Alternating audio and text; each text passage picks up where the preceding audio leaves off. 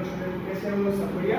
अच्छा, चलो last class में हमने देखा था कैसे हम क्वेश्चन सॉल्व करते हैं। रेडी? आज हम देखेंगे वही क्वेश्चन। ये इंपॉर्टेंट क्वेश्चन मुझे लगता है कि ये पूछा जाने वाला है, ऐसा एम भी लगता है, इसलिए ये करवा रहा हूँ। अच्छी तरीके से ध्यान रखना ताकि आपको समझने में कोई दिक्कत ना आए। रेडी? चलो। 5 years has the age of Jacob will be 3 times that of his son. यहाँ पर जेकब और उसका सन की बात की गई है, एक फादर और उसके सन की बात की गई हुई है। 5 years has the age of Jacob will be 3 times that of his son.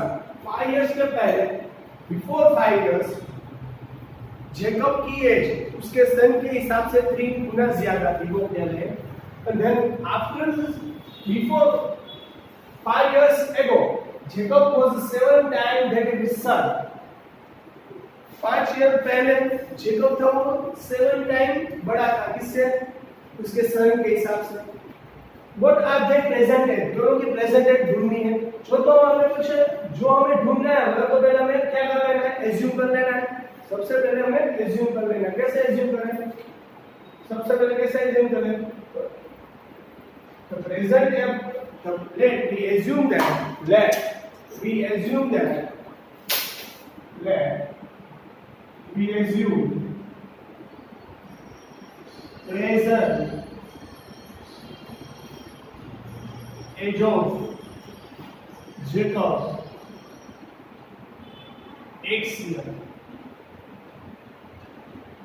चलो, प्रेजेंट एज ऑफ जेकब को हमने क्या एज्यूम कर लिया? X year। let we assume present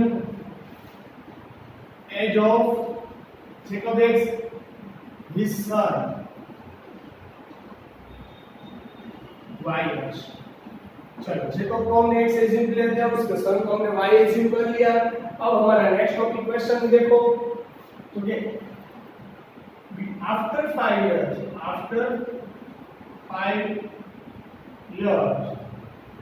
age of Jacob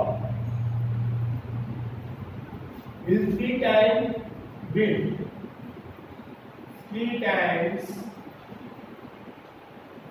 that of his son। After 5 years, 5 years के बाद 5 years के बाद जेकब की जो एज है उसके सन के हिसाब से 3 गुना ज्यादा है, वो कह रहे हैं वो लोग। तो हम क्या करेंगे? यहाँ पे इसको क्या कर दूं? हमारा इक्वेशन यहीं से बनना शुरू होगा। इससे मैं x कह दूं यानी कि जेकब की एज है, इससे मैं y कह दूं यानी कि उसके सन की एज है। अगर मैंने दोनों को इक्वल करना है, अगर दोनों को इक्वल से रखना है तो क्या करना पड़ेगा कि 5 years कहा हमें age of Jacob will be 3 times that of his son. 5 year दोनों में 5 ईयर के यानी कि प्रेजेंट एज x है दोनों की और उसकी y। आफ्टर 5 ईयर यानी कि दोनों में 5 साल की बढ़ोतरी होगी। रेडी? हो गई दोनों में 5 साल। पर 5 साल के बाद जेकब है वो उससे सन के हिसाब से 3 गुना ज्यादा बड़ा हो गया। 3 गुना यानी कि जेकब बड़ा है उसके सन के हिसाब से। अगर जेकब और दोनों को सही रखना है, सेम करना है, तो यहाँ पर डिवाइड करना पड़ेगा। रेडी? आई बात से दोनों मल्टीप्लिकेशन रूल में पहले का मल्टीप्लिकेशन पहले के साथ, दूसरे का मल्टीप्लाई दूसरे के साथ। चलो अब इक्वेशन सेट करना है। x + y as it is 3 multiply यानी 3y 3 मल्टीप्लाई 15 यानी 3 मल्टीप्लाई 5 यानी 15 ना। वैल्यू x वाली क्या होगी? 3y है, पूरी का 30 इधर आ जाएगी यानी 3y बचेगा। ये 5 है उधर चला जाएगा, 15 - 5 x - 3y यानी x - 3y = 10। It is our first equation. Ready? आगे बात समझ में? रेडी? कंप्लीट? कोई दिक्कत? यहाँ पर आराम से देख लो। इसी तरह हमें दूसरी इक्वेशन भी सेट कर लेंगे। देखो दूसरी इक्वेशन क्या कहा है? दूसरी इक्वेशन में before 5 years age of Jacob will 7 times that of his son। 5 साल पीछे जाने को बोल रहे थे, बिफोर यानी 5 साल पीछे जाने को बोल रहे। 5 साल पहले 5 साल पहले, क्योंकि ये जेकब, ये उसका सन 5 साल पहले, यानी कि जेकब भी 5 साल छोटा होगा, तो ये हमें इसका सन भी 5 साल में कम हो जाएगी। यदि कम होने से माइनस लिखना है, अगर बढ़ेगी तो प्लस लिखना है। अगर 5 साल पहले की बात करें तो जेकब की उम्र उसके बच्चे से 7 गुना ज्यादा थी, यानी कि इसका 7 गुना ज्यादा है, और इन दोनों को इक्वल, तो इसकी तो 7 गुना ज्यादा ही है, और इन दोनों को इक्वल करने के लिए यहाँ पर 7 ऐड करना पड़ेगा, यानी कि दोनों की इक्वल हो जाए। रेडी, चलो पहले के साथ मल्टीप्लाई, पहले के साथ दूसरे के साथ सेम कंडीशन में लिख लो, क्या हो जाएगा देख लो अच्छी तरीके से, x - 5 इज इट इज, चलो 7 मल्टीप्लाई बाय, यानी कि 7y - 35। पहली टर्म है x वाली, दूसरी टर्म y वाली, तो y वाली टर्म इधर ले आओ तो -7y, ये -5 उधर चला जाएगा तो -35 + 5, एक तो यानी एक कौन सी इक्वेशन हो गई, x - 7y - 13, because -35 + 5, big digit sign minus x से माइनस ऐड करना कंपलसरी है। So it is our equation number 2। चलो इक्वेशन 1 और 2 हो गई, और इक्वेशन 1 और 2 को हमें क्या करना है, सॉल्व करना है। Now we solve equation 1 and equation 2 by किस मेथड से करना है, सब्स्टिट्यूशन मेथड। आप किसी भी तरीके से कर सकते हो, आंसर कभी चेंज होगा नहीं। चलो इक्वेशन 1 और 2 को हमें सब्स्टिट्यूशन मेथड के हिसाब से सोल्व करना है, तो हम कैसे सोल्व करेंगे वो देख लेते हैं पहले। चलो इक्वेशन 1 2 या 2 लो, आपको जिसको लेना है वो लो, कोई बात दिक्कत नहीं, आंसर आपका सेम ही रहेगा। आई बात समझ में बच्चों? किसी को नहीं समझ में आया तो वीडियो पॉज करके अगर मुझे रिप्लाई करके कह सकते हो। रेडी, चलो इक्वेशन 1 क्या है हमारे हिसाब से, x - 3y = 10, तो x - 3y = 10। चलो मैंने इसको लिया, इसमें से किसी को वेरिएबल बनाना है। चलो इसको वेरिएबल बनाना है, x को वेरिएबल बनाओ, 3y उधर चला जाएगा, x = 10 + 3y, 10 + 3y, it is our equation number 3, it is our equation number 3। चलो now put the equation 3 in equation number 1 या 2, इक्वेशन 2, इक्वेशन नंबर 3 को इक्वेशन नंबर 2 में ऐड करता है, और इक्वेशन नंबर 2 को क्या है हमारे पास, इक्वेशन 2 में हमारे पास x - 7y = -13, ये है हमारे पास इक्वेशन नंबर 2। रेडी, चलो अब क्या करना है देख लो अच्छे तरीके से, x - 7y - 13 मिला, तो यानी कि जहां पर आपको x दिखता है वहां इक्वेशन 3 की जो वैल्यू आपको मिली x की, x = 10 + 3y वो ऐड करना है, ये 10 + 3y यहां पर ऐड करो, जहां x दिखता है वहां पर ऐड करनी है, 8 + 3y -7y = -13। रेडी, चलो 10 + 3y ब्रैकेट ओपन हो जाए, -7y हो गया = -13, 10 + 3y - 7y, यानी कि 3y पॉजिटिव 7y नेगेटिव, दोनों ऑपोजिट साइन है, ऑपोजिट साइन यानी कि सब्ट्रैक्शन करना है, तो सेम टर्म और इसकी सब्ट्रैक्शन, ये y वाला टर्म है, ये भी y वाला है, इस दोनों का सब्ट्रैक्शन होगा, 7y से 3y चला जाएगा, 4y बचेगा, बट 7y की साइन बिग डिजिट की साइन नेगेटिव, इसलिए -4y = -13। सेम टर्म और इधर इंटरचेंज करना, ये भी कांस्टेंट टर्म, ये भी कांस्टेंट टर्म, इधर चला जाएगा तो -4y तो पहले ही था, -30 और ये 10 था पॉजिटिव, इस तरफ आएगा तो नेगेटिव, यानी -4y = -14। आई बात समझ में? रेडी, किसी को नहीं समझ में आया तो वीडियो पॉज कर लेना, और एक और बात, दोनों साइड माइनस की साइन है, इसलिए दोनों ऊपर हो जाएगा और प्लस हो जाएगी। y को वेरिएबल बनाओ, अपोजिट साइड आपको मालूम है ऊपर जाएगा, साथ में जो नीचे आएगा, 4 3 14, यानी कि y = हमें क्या मिलता है यहाँ पर, y = हमें क्या मिलता है यहाँ पर, so it is our I put the value of y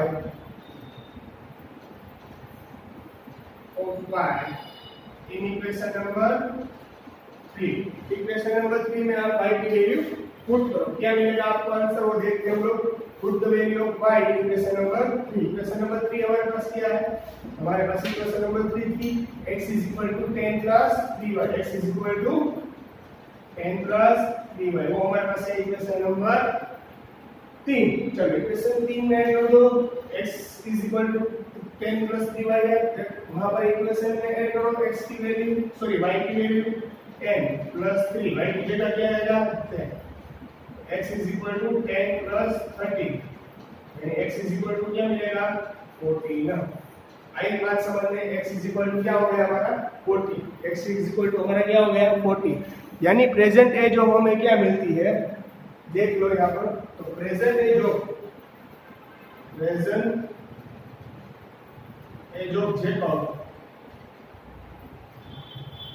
Jacob की प्रेजेंट एज कौन सी थी, हमने क्या एज्यूम किया था x, यानी कि हमें x क्या मिला 40, तो present age of Jacob will 14 years और present age of his son will be 10 years. Present age Jacob की 14 years रहेगी और इसके सन की कितनी रहेगी 10 years। रेडी हो गया कंप्लीट सम, देख लो अच्छी तरीके। चलो स्टूडेंट, अब हम हमारा नया सम सीखेंगे, उसी तरह का है ये, इस तरह का सम एक और दिया गया हुआ है जो टेक्स्ट बुक में उसकी 3.3 के बाद में दिया गया हुआ है। रेडी, चलो ये है 3.3 का सम है, ये जो मैं आपको जो सम करवा रहा हूँ वो टेक्स्ट बुक में दिया हुआ है, एक्सरसाइज में दिया गया हुआ है, वही सारे सम करवा रहा हूँ, इसलिए आपको अच्छी तरीके से समझ में आए। ये क्वेश्चन अगर नहीं दिख रहा है तो आप अपनी टेक्स्ट बुक में भी देख सकते हो। रेडी, चलो, a fraction become 9 by 11, you know that what is the meaning of fraction? fraction यानी 1 न्यूमरेटर होता है, 1 न्यूमरेटर प्रेजेंट होता है और एक डिनोमिनेटर प्रेजेंट होता है, उसे हम फ्रैक्शन बोलते हैं। लाइक एग्जांपल होता है, यहाँ पर भी कोई यूनिट है और यहाँ पर भी कोई यूनिट है, अगर इसका कट नहीं हो रहा है यानी कि इसका पार्शियल नहीं हो रहा है तो इसको हम क्या बोलेंगे फ्रैक्शन। क्या बोलेंगे हम लोग फ्रैक्शन। चलो, फ्रैक्शन यानी न्यूमरेटर और डिनोमिनेटर दोनों प्रेजेंट होना जरूरी है। आई बात समझ में? अगर डिनोमिनेटर में 1 प्रेजेंट रहा तो उसे हम फ्रैक्शन नहीं बोल सकते, उसे हम फ्रैक्शन नहीं बोल सकते। अब fraction becomes 9 by 11 if 2 is added to both the numerator and denominator। हमें फ्रैक्शन मिल रहा है 9 by 11, पर कब मिल रहा है? if we added of 2 both numerator and denominator। हम न्यूमरेटर और डिनोमिनेटर में 9 by 11 मिलेगा, पर दोनों में 2 ऐड करना पड़ेगा। और if we add 3 then our denominator and numerator new fraction will be 5 by 6। तो find the fraction, जो find the fraction। चलो फ्रैक्शन ढूंढना है, पर दोनों में 2 ऐड करोगे तो हमें नया मिलेगा वो 9 by 11 और 5 by 6। तो फ्रैक्शन ढूंढने के लिए कुछ पहले तो हमें न्यूमरेटर और डिनोमिनेटर चाहिए, वो तो हमारे पास है ही नहीं, तो पहले तो उसको एज्यूम करना पड़ेगा। तो उसे एज्यूम करते हैं, let we assume that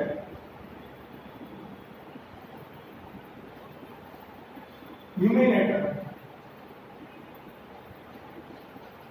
dx, next let me assume that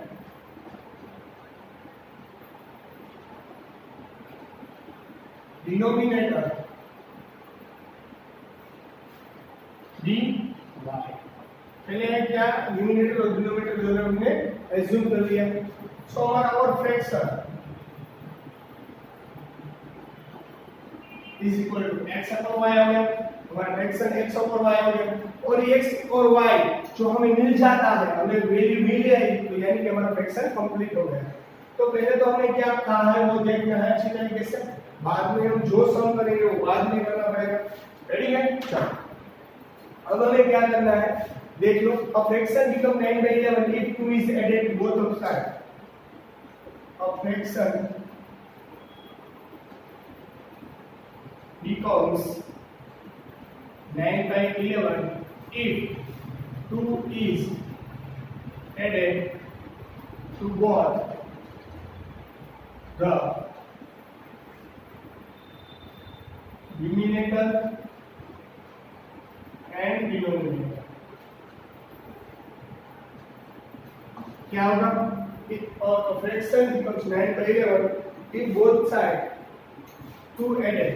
चलो, दोनों साइड ऊपर x है, चलो यहाँ पर ऊपर क्या था x, नीचे क्या था y।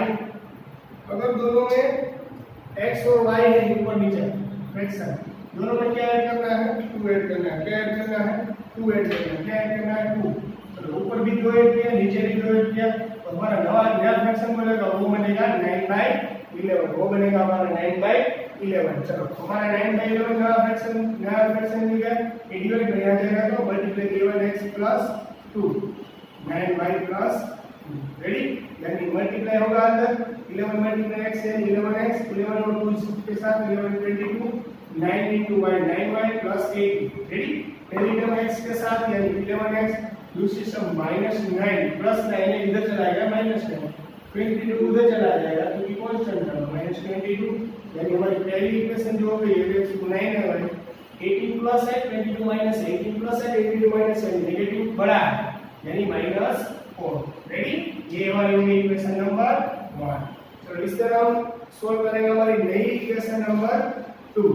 इसी तरह हम बनाएंगे अपनी इक्वेशन नंबर 2 फ्रैक्शन बिकॉज़ कितना फ्रैक्शन हमें क्या मिलता है 5/6 if 3 is added to both the side, both the numerator and denominator।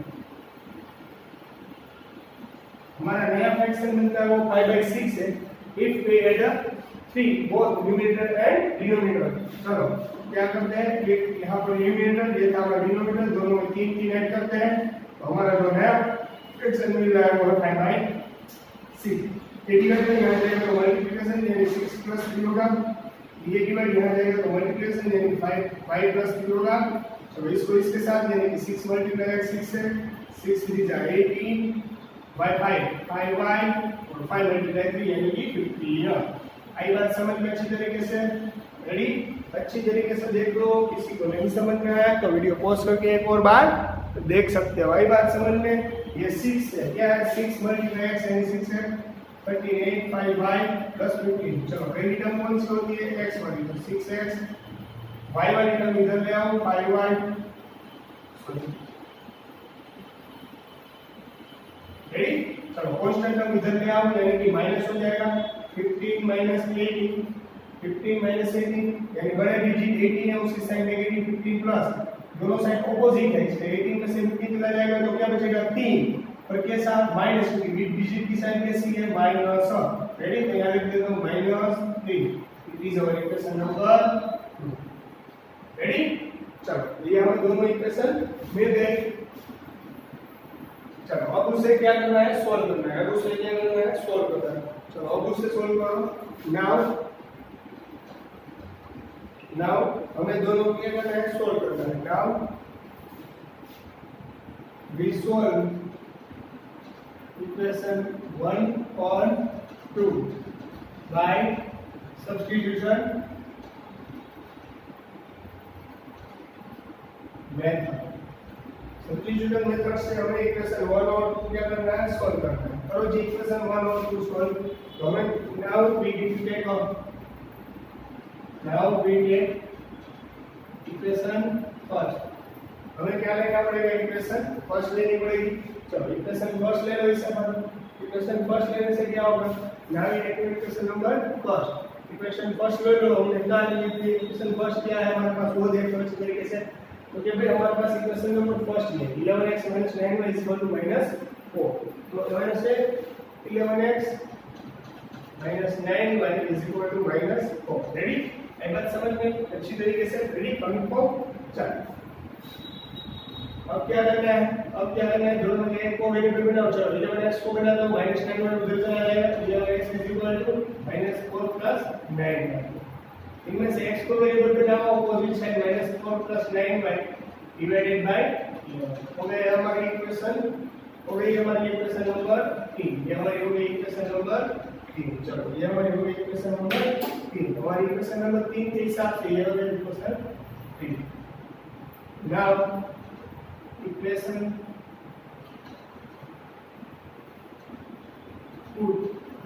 3 in the equation number 2। Equation 3 है और इक्वेशन 2 है ऐड करनी है। हमारे पास इक्वेशन नंबर 2 क्या है, 6x - 5y = -3। चलो 6 as it is -4 plus 9y by 11 minus 5y minus 3 6 4 जा माइनस 24 6 9 जा 54y is by 11 minus 5y is equal to minus 3। अब बात समझ में ये क्या दिया मैंने 6 को अंदर मल्टीप्लाई कर दिया तो 6 4 जा 24 6 9 जा 54y रेडी कंप्लीट। चलो अब क्या करना है minus 24 as it is plus 54y। अब इसको एलसीएम लेना पड़ेगा तो एलसीएम 11 निकलेगा 11 इसको देना पड़ेगा तो 24 प्लस 54y यानी 11 एलसीएम निकलेगा 11 इससे 55y ये। अब आपको एलसीएम लेना तो आता है एलसीएम नहीं सीखा होगा। चलो ये 11 है उधर चला जाएगा तो माइनस होगा minus 24 plus 54y minus 55y is equal to minus 33।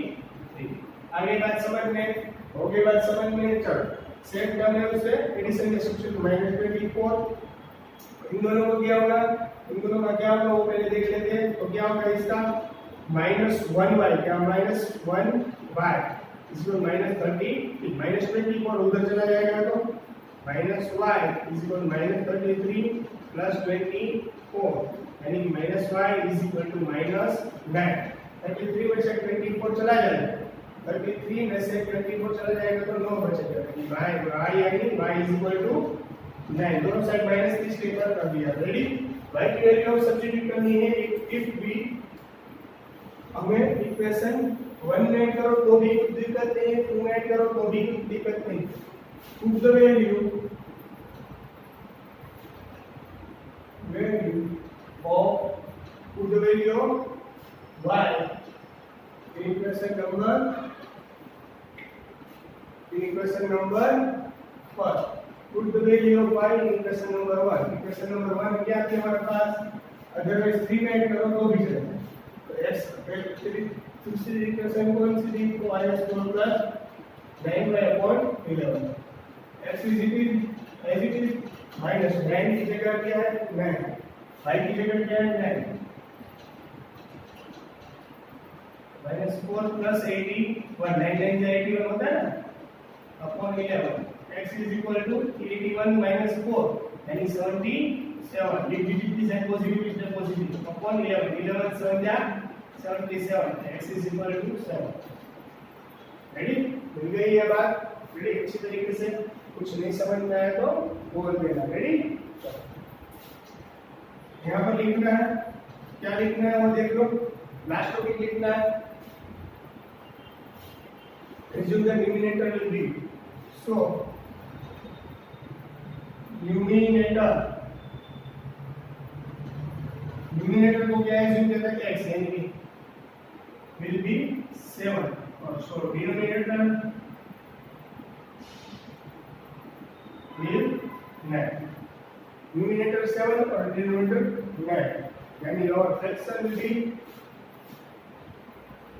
our fraction will be नया फ्रैक्शन क्या हो गया हमारा फ्रैक्शन क्या था x by y यानी कि हमें न्यूमरेटर क्या मिला 7 और डिनोमिनेटर क्या मिला 9 यानी हमारा फ्रैक्शन हो गया 7 by 9। रेडी हो गया पूरा सम देख लो अच्छी तरीके से हमारा नया फ्रैक्शन मिल गया हमें 7 by 9। रेडी ये हमने जो एज्यूम किया था वो अब किसी को दिक्कत हो तो वीडियो पॉज करके एक और बार देख सकते हो। चलो गुड बाय।